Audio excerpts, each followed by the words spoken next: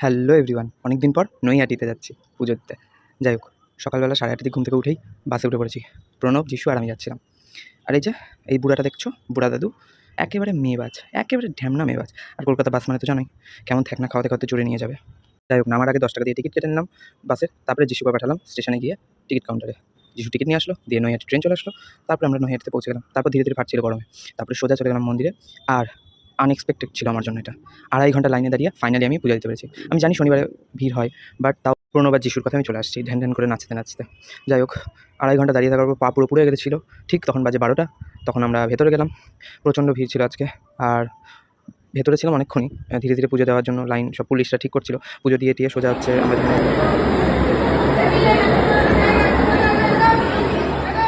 ভোগ নিয়েছিলাম, সেখানে আসলাম। সেখানে এসে কিছুক্ষণ একটু দাঁড়ালাম, জল খেলাম, দিয়ে একটু ছবি টবি তুললাম, দিয়ে গঙ্গার ধারে গেলাম। গঙ্গার ধারে গেছিলাম 0.5 ঘন্টার জন্য। তারপরে ট্রেনে করে আমরা 3 জন মিলে চলে আসলাম মেসে। টাটা।